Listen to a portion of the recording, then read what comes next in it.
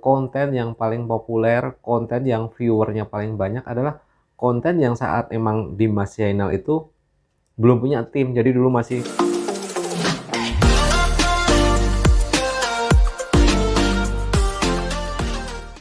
halo teman-teman semuanya, kembali lagi dengan saya Dimas Evok.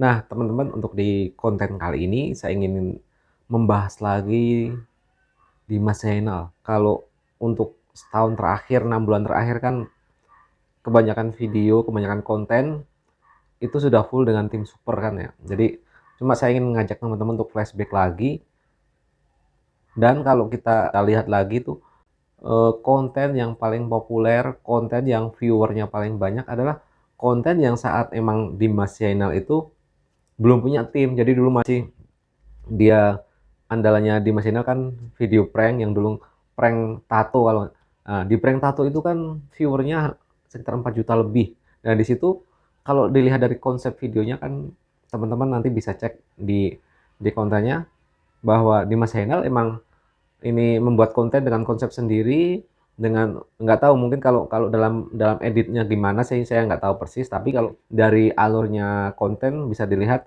itu hanya menggunakan beberapa kamera dan ada yang kamera handphone.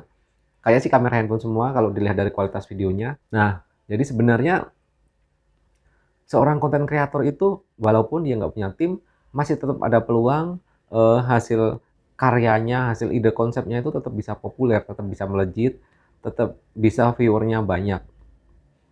Ya karena apa ya, kita lihat realitanya aja. Kalau Dimas Zainal yang dulu tanpa punya tim, dia bisa membuat konten dan kontennya viral, kontennya viewernya banyak, kontennya populer, kontennya ngehit.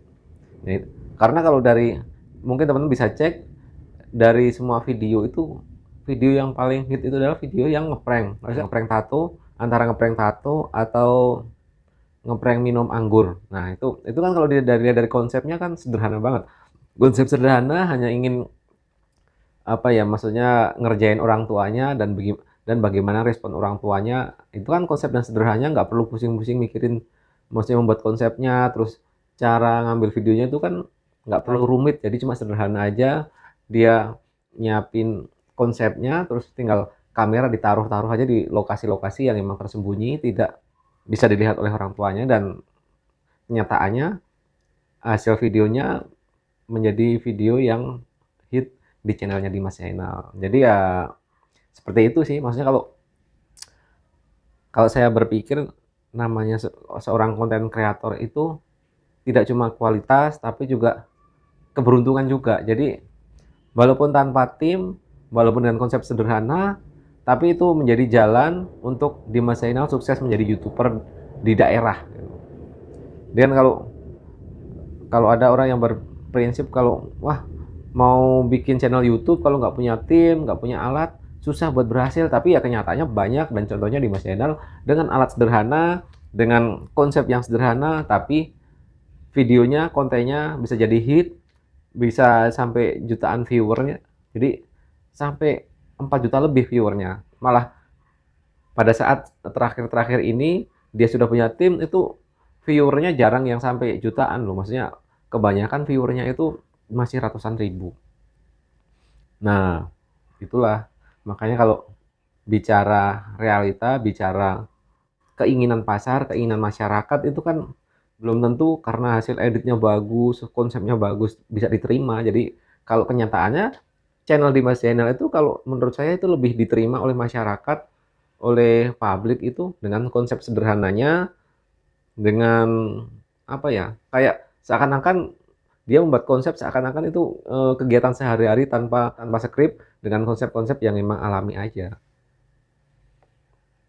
Karena apa saya berpendapat seperti itu, karena ya realitanya ya seperti itu. Jadi yang mereka dengan tim supernya pada saat kemarin-kemarin, dia dengan konsep yang bagus, video yang bagus, terus editnya bagus, penontonnya masih kalah dengan konsep sederhana yang pada saat itu Dimas Channel buat antara 2 tahun yang lalu sama 3 tahun yang lalu. Kalau yang pertama dulu kan di awal channel yang dia bangun itu, setelah dia kehilangan channel yang sebelumnya, itu kan dia dia bikin video, dia menceritakan judulnya Curahan Hati. Di situ kan menceritakan maksudnya perjalanan dia punya channel terus ditipu orang atau gimana lah, maksudnya kalau detailnya saya sih kurang paham. Tapi di konten itu kan menceritakan hal itu, historinya, dan dia semangat untuk membuat channel lagi, dan setelah 3 tahun sampai sekarang sudah 700.000 lebih subscriber, dan penontonnya pun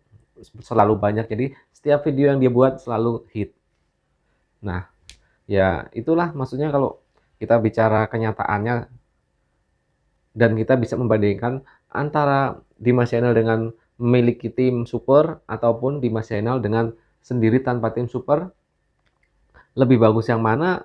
Kalau mungkin kualitas video, kualitas konsep, bagusan ada tim super. Tapi kalau bicara kemauan penonton, kemauan dari masyarakat, ya realitanya lebih suka dengan konsep Dimas Zainal yang sederhana, membuat konsep sederhana, membuat konsep apa ya, kayak alur kehidupannya lah, maksudnya kegiatan sehari-hari dalam kehidupannya, dalam keluarganya gitu.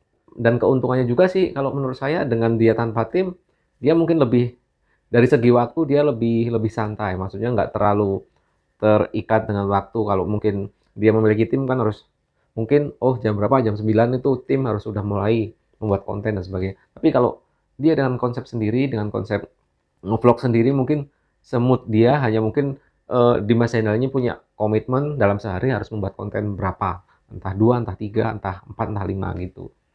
Nah, bedanya di situ aja. Cuma kalau kita ngobrol-ngobrol ya kemauan dari fans, kemauan dari masyarakat, ya kalau kita lihat penontonnya banyak kan pada saat Dimas Zainal menggunakan konsepnya sendiri, nge-vlog sendiri tanpa tim. Nah, ya mungkin itu sedikit-sedikit obrolan saya di konten ini. Semoga pendapat-pendapat saya bisa diterima untuk teman-teman semuanya, dan tentunya itulah realitanya antara Dimas Zainal dengan tim super dan Dimas Zainal tanpa tim super. Oke teman-teman, mungkin sampai di sini dulu konten kali ini. Semoga teman-teman semuanya sehat-sehat, dan tentunya apapun yang teman-teman kerjakan akan berhasil dan sehat selalu, sukses.